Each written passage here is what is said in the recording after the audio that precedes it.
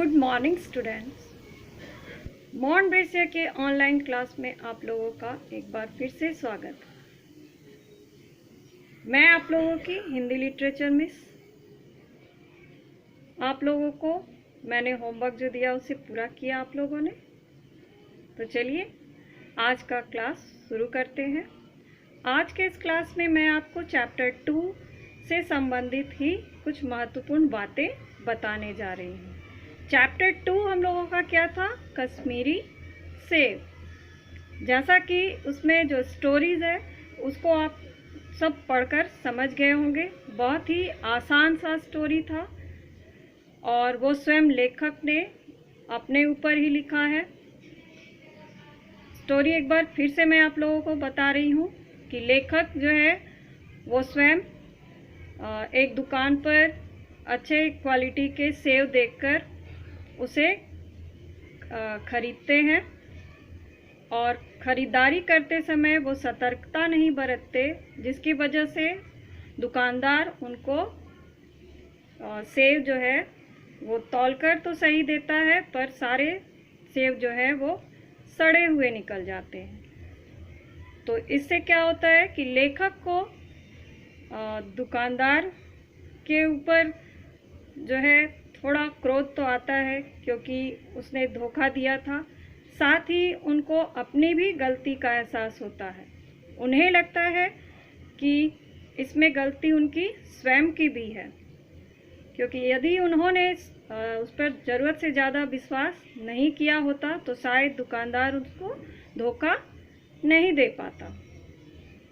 तो इसी चीज़ को यहाँ पर चैप्टर में लेखक ने बताया है कि बाज़ार से आप जब भी कुछ खरीदें तो बहुत ही सावधानी के साथ खरीदारी करें, क्योंकि दुकानदार आपको भी धोखा दे सकता है। इसके अलावा इस चैप्टर में जो है जागो वाली जागरूकता को अपनाने की भी बात की गई है।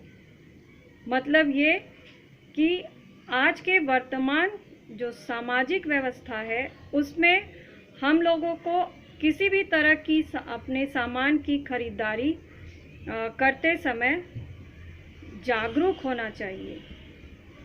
जागरूक होना मतलब कि हमें जानना चाहिए कि सामान हमने जो लिया है उसकी जो है कीमत दुकानदार ने हमसे सही लिया है या नहीं, या फिर कुछ भी सामान हम खरीदें तो उसकी रसीद भी हम अवश्य लें, ताकि आगे हमारा कभी सामान जो है ख़राब निकले तो उसे हम लौटा सकें।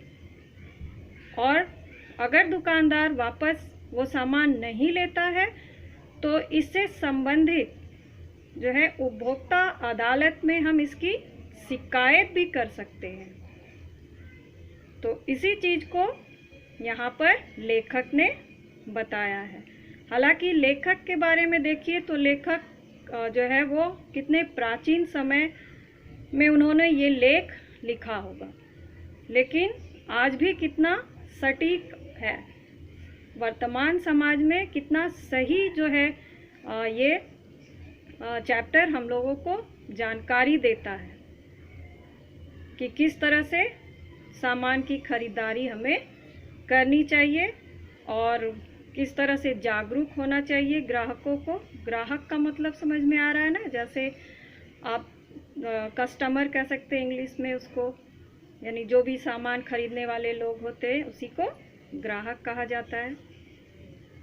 तो उपभोक्ता अदालत का भी निर्माण किया गया है। ये अदालत अलग से जो है बनाया गया है, जिसमें आप किसी भी सामान के खराब हो जाने पर यदि दुकानदार आपसे बेईमानी करता है, आपके सामान को नहीं लौटाता है, मतलब उसको वापस जो है नहीं रखता, नए सामान नहीं देता या खाने पीने की चीज़ें खराब दे देता है, तो उस पर आप मुकदमा कर सकते हैं।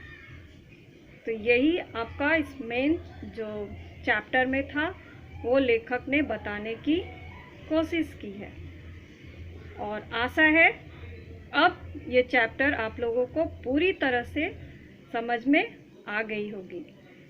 तो इसके अलावा भी इस चैप्टर में प्राचीन समय की बात की गई है, तो कुछ जगह पर आप लोगों ने देखा होगा कि आधा शेर जैसा शब्द इस्तेमाल किया गया है, जिसका मतलब होता है आधा किलो। ये पढ़ाते समय भी मैंने बताया था। साथ ही यहाँ पर पैसे की बात की गई है कि लेखक जो है मुहर्रम के मेले में पैसे के बदले अठन्नी देकर आ जाते हैं। तो अठन्नी किसे कहते हैं? अठन्नी कहा जाता है 50 पैसा को। 1 रुपया में लगभग 100 पैसे होते हैं, तो उसका आधा यानी 50 पैसा को ही अठन्नी कहा जाता है।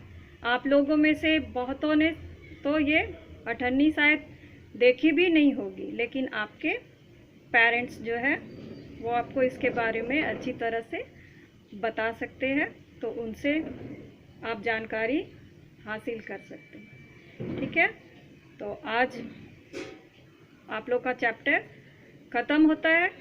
नेक्स्ट डे इस चैप्टर का मैं बुक एक्सरसाइज आप लोगों को कराऊंगी, और आज होमवर्क है लर्न शब्दार्थ ऑफ चैप्टर 2। Thank you.